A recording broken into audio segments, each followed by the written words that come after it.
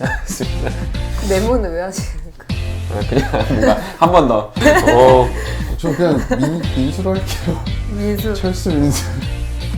알겠습니다. 아까 박수 쳤죠? 네. 우시는 거 아니죠? 네네. 반갑습니다, 성도 여러분. 또 이렇게 우리가 4번에 걸쳐서 선교를 만나다 진행은 하는데, 오늘 그 4번째 시간으로 우리 중앙아시아의 한 나라를 같이 나눠보려고 합니다. 특별히 오늘 촬영하는 나라는 많은 정보들이 공개될 수 없다 보니까 부득이하게 한 형제가 이제 뒷모습만 나오게 됐고요. 또 우리가 그곳의 문화와 또한 삶을 좀 나눠보면서 여전히 이 전 세계 안에 하나님의 복음이 필요하고 또한 강팍해져 있는 수많은 민족들을 보게 되는 시간이 됐으면 좋겠습니다. 그래서 오늘 특별히 인사할 때 또 우리 마음을 담아서 그 나라의 말로 인사하려고 하는데요. 민수 형제 혹시 그 나라 말 한번 이야기해 주시면. 네, 인사말로는 만났을 때는 아살람 알레이쿰. 아살람 알레이쿰. 네, 네. 인사를 합니다. 네. 우리 아살람 알레이쿰 하면서 우리 한번 오늘은 저만 인사하도록 하겠습니다. 아살람 알레이쿰 선교를 만나다 진행을 맡은 심영보 목사입니다. 오늘 우리가 특별히 조금은 보안상으로 또 그리고 많은 정보들을 공개할 수 없다 보니까 우리 성도님들이 양해해 주시고 함께 시청해 주셨으면 좋겠고요. 특별히 오늘 그 중앙아시아에 있는 음식 중에서 이 2가지 음식을 우리가 좀 구입해서 왔습니다. 한번 민수 형제가 이 음식 한번 소개해 주시죠. 네, 이 가운데 있는 빵 이름을 논이라고 하고요. 논. 네, 논이라고 합니다. 그리고 그 앞접시에 놓인 빵 속의 고기 음식을 솜사라고 합니다. 솜사. 네. 아, 솜사. 그래서 그러게 솜사탕도 아니고 솜사. 논과 솜사. 네, 그럼 이게 맞습니다. 특별히 이 빵이 이게 되게 큰데 이게 1인분인가요? 드실 수 있으면 1인분으로 드셔도 되는데 주로 이제 빵 한두 개를 놓고 가족들이 다 같이 떼어서 나눠 먹는 문화가 있습니다. 하루 만에 다 먹나요? 한 번에? 네. 아. 한 끼에 다. 한 끼에 보통 이게? 한 끼에 보통 한두 개 정도. 이 솜사는 네. 그 냄새 자체가 사실은 저도 이게 대피면서 느꼈지만 약간 우리나라 이 용어가 맞는지 모르겠습니다만 고로케. 일본 말인가요, 고로케가? 예, 야채빵 같은 느낌이 좀 났는데 이거는 어떨 때 먹는 거예요? 그럼? 학생들은 간식으로 먹고요. 간식으로? 식사 대용이라고 하기에는 약간 부족해서 아마 기름밥이랑 그냥 볶음밥이랑 같이 먹던가 아니면 좀 간식으로 한두 개씩 사서 먹던가 하는 걸로 알고 있습니다. 우리 수빈자매 계속 꼬르륵 하는 것 같은데 우리 한번 그러면 이제 먹어요. 솜사랑 논을 한번 먹어보도록 하죠. 편하게 한번 드시고 네. 성도님들도 저희만 먹지만 또 동대문 쪽에 비슷한 음식점도 있다고 하니까요. 한번 가셔서 드셔보시면 좋을 것 같습니다. 물론 코로나 끝나고 아까 준비하면서 되게 많이 뜯어보고 싶었는데 모양상 네 진짜 그냥 이렇게 빵이거든요. 한번 더 드셔보시죠. 잘 먹겠습니다. 맛있어. 근데 더 밋밋한 느낌이 좀 있어. 그래도 맛있어. 제가 느낄 때 진짜 아무 맛이 안 나고요. 제가 빵을 되게 좋아하는데 저는 치아바타. 되게 또 묘하게 중독이 됩니다. 아무 맛이 안 나니까. 그럼 이거랑 또 뭐랑 곁들여 먹나요? 이거랑 여기 뭐 꿀이나 잼 같은 거를 많이 발라 먹고요. 아니면 그 중앙아시아는 약간 요거트 같은 걸 집에서 많이 해 먹는데 그 요거트 맛있겠다. 찍어 먹기도 하고 그렇습니다. 그러면은 한 끼 식사라고 하면 얘가 나오고 요거트에 먹는 게 한 끼 식사로 끝나는 거예요? 요거트에 뭐 잼 발라 먹거나 아니면 고기 같은 거 간단하게 반찬처럼 같이 먹거나 그렇게 많이 먹는 것 같습니다. 간단하게 먹을 때는. 네, 한번 솜사를 아까부터 되게 기대했던 빵인데 다시 굳어가지고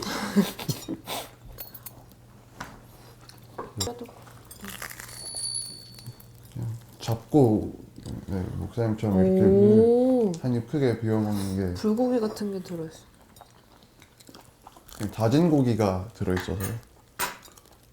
저는 입빵이 더 제 취향인 것 같습니다. 저도요. 네, 약간. 그러면 사실은 이제 이런 음식들 자체도 그렇긴 하지만 이렇게 여행 갔다 온 입장에서는 기억 남는 음식이 있을 거 아니에요. 아, 아까 물론 자면 이거라고 했지만 이게 또 제일 다른 기억에 기억, 예. 남고. 아, 이게 제일 기억 남아요? 그리고 사실 저 양꼬치를 어떤 한 집에 초대를 받아서 갔었거든요. 근데 이제 그 집에서 아버지께서 직접 이렇게 양꼬치를 해주셨는데 저는 사실 처음 양꼬치를 먹어서 처음 먹은 사람 약간 비릴 수 있다 막 이런 그쵸. 얘기를 들었어가지고 아 되게 반신반의하면서 먹었는데 너무 맛있는 거예요. 그래가지고 그로 아 양꼬치 이런 거구나 하고 한국에서도 먹었는데 그런 느낌은 맞아요. 좀 아니었어요. 네. 한국 사람들 그 중앙아시아로 이제 갔을 때 네. 차이 나는 문화들이 있을 것 같아요. 그러니까 중앙아시아 국가들은 빵을 되게 신성시해가지고 그 조각 같은 게 떨어지잖아요. 그러면 한국 사람들은 그냥 무심결에 이거를 바닥으로 털어내는데 빵이 바닥에 떨어져 있으면 안 됩니다. 길 가다가도 빵이 바닥에 떨어져 있으면 주워가지고 어디 좀 뭐 화단 같은 데다가 올려놓고 좀 발에 치이지 않는 곳에 놓는 그런 문화가 있어요. 그래서 가시면 이제 빵 먹을 때 부시러기 같은 거 막 바닥에 털어버리시면 안 돼. 와, 그거 처음 듣네요, 그런 거. 네. 그 중앙아시아도 들어보니까 이 사막이 좀 있다고 들었는데 대부분의 도시들이 사막 한가운데 건설된 것들이 많다 보니까요. 도시에서 도시로 이동을 할 때 사막을 자연스럽게 지나게 되기도 하고요. 또 그래서 아예 여행 상품화해서 막 오아시스 근처에 이렇게 좀 전통식으로 집을 지어놓고 숙박을 하게 한다든가 그런 식의 상품도 있습니다. 그러면 자매는 이제 중앙아시아 갔을 때 네. 지금 말하고 있는 부분들에 대해서 혹시 뭐 실감했거나 아니면 좀 특별했던 경험들이 있어요? 저도 그 중앙아시아 여행했을 때 사막을 한번 간 적이 있었거든요. 근데 저도 사막에 대한 이미지가 막 그냥 모래밖에 없고 이런데 되게 잘 돼 있더라고요. 집 전통집도 해져 있고. 그래서 이제 의자 같은 걸 다 꺼내서 이제 막 앞에서 얘기하다가 막 달빛에 막 괜히 우리들이 게임하고 뭐 이랬던 기억이 있어가지고 뭐 그리고 되게 밤에 되게 추울 줄 알고 뭐 이런 걱정했는데 그렇게 춥지도 않았었던 것 같아요. 그래서 뭐 되게 그런 자연을 맛보고 온 기억이 있어가지고 되게 좋았어요. 우리가 뭐 역사적으로 봐도 그 고려인이라고 하는 사람들이 사실 중앙아시아로 강제 이주 된 적이 있잖아요. 그러면은 이제 그런 사람들의 문화도 그쪽에 좀 있을까요? 지금은 대부분 이제 그분 고려인들이 문화를 막 지키고 있는 분들은 별로 없고요. 근데 다만 시장 같은 데 가면 그분들이 뭐 김치라고 해서 김치? 네, 그 약간 우리나라는 김치라고 생각하시면 안 되는 게 그냥 당근을 절여가지고 만든 반찬인데요. 그 고려인들이 그걸 만들어서 거의 구소련권 국가들에서는 그 약간 손님 접대할 때 꼭 있어야 되는 반찬으로 자리 잡은 네, 그런 약간 식문화 같은 거는 좀 영향을 미쳤다라고 생각하시면 될 것 같습니다. 그러게요. 그러면 사실 그러면 그 중앙아시아 나라도 사실 문화 자체가 제가 알기로는 많이 이슬람권이 많이 들어온 걸로 알고 있는데 네. 그런 문화와 어떤 중앙아시아와 이렇게 겹쳐진 건가요? 아니면은 자연스럽게 이슬람 문화를 그들이 받아들여진 건가요? 초반에는 되게 갈등이 있었다고 저도 배웠습니다. 왜냐하면 중앙아시아는 조로아스터교도 있었고 뭐 기독교의 한 분파도 있었기 때문에 나름 종교의 다양성, 불교도 있었고요. 그래서 종교의 다양성이 있었는데 이제 아랍 국가들의 어떤 침략과 그들의 영향을 받으면서 이슬람 문화가 좀 전파된 그런 게 있습니다. 그래서 초기에는 좀 갈등이 있었다라고 배웠습니다. 왜냐면 제가 알기로도 그 중앙아시아 국가 자체가 원래는 구소련에 이제 같이 소련 연방으로 있었는데 근데 이제 그 소련이라는 나라 자체는 사실은 러시아 정교회라는 게 있는데 이제 그런 게 아니라 이제 이슬람이라고 해서 사실 좀 의아했거든요. 네. 근데 그러면은 그 많은 사람들이 중앙아시아 사람들이 이슬람 문화권에 있는지 아니면은 이 동방 종교나 아니면 다른 종교들의 비율이 어떻게 되는지. 제가 중앙아시아 5개국을 다 알지는 못하는데요. 근데 대부분 이슬람 비율이 한 80% 후반대에서 80%? 네, 90% 초중반대인 것으로 알고 있습니다. 근데 그 나머지 이슬람을 가지지 않은 사람들의 비율은 보면 대부분 러시안이거나 고려인이거나 약간 그런 민족들이어서 대부분 뭐 중앙아시아 출신의 민족이다라고 하면 사원에 자주 다니진 않더라도 이슬람이다라고 말하는 그런 상황입니다. 근데 중앙아시아라는 나라는 우리한테 생경하기도 하지만 혹시 뭘 할 수 있을까 한번 고민도 될 것 같거든요. 중앙아시아 국가들이 대부분 자원이 풍부하다 보니까요. 독립 이후에 크게 자원만 팔아도 먹고 살 수 있을 먹고 살 수는 있을 정도? 자원이라고 하면은 이제 지하 자원인 네. 거죠? 천연가스나 아니면 뭐 금이나 은이나 그런 금, 은이 나와요. 그러니까 어. 중앙아시아 5개 좋은 좋은 나라네요. 네. 중앙아시아 5개국을 다 합치면 그 우리가 천연 상태에서 구할 수 있는 지하 자원이 다 있다라고 보시면 되고 혹시 산유국도 있나요? 네, 기름도 나옵니다. 좋은 곳이네요. 축복받는 곳이네요. 네, 그만큼 한국 청년들이 가야겠네. 근데 그만큼 이제 자원의 저주라고 불리는 자원이 많으면 민주화되지 못한다, 경제 발전이 되지 못한다, 약간 자원의 저주가 있는 곳이기도 하죠. 근데 또 자원이 있다 보니까 좀 국가에서 정부 차원에서 의지만 있으면 충분히 빠르게 성장할 수 있는 잠재력을 가지고 있는 나라라고 볼 수도 있습니다. 자원이 많은 나라. 예. 또 금이 많다는 것도 좀 처음 들었네요. 근데 그 롤렉스에 사용되는 금의 가장 큰 비율을 차지하는 게 중앙아시아 출신 금이라고. 네, 롤렉스 금이 중앙아시아 금입니다. 네, 아까 롤렉스가 전에 얼마인지 모르지만 롤렉스 이름은 아는데. 그럼 자매는 중앙아시아 갔다 오면서 혹시 그 나라 분위기는 좀 어땠던 것 같아요? 근데 저는 사실 되게 좋았거든요. 왜냐면 거기에 K-팝이 있어서 그런지 모르겠는데 갔는데 한국 애들 되게 좋아하는 거예요. 그래서 길 가는데 갑자기 사진을 찍어줄 수 있겠냐 막 이런 얘기도 진짜 많이 했었고 막 일단 그 눈빛들이 막 되게 이미 사랑스러운 눈빛으로 진짜 남자였나요?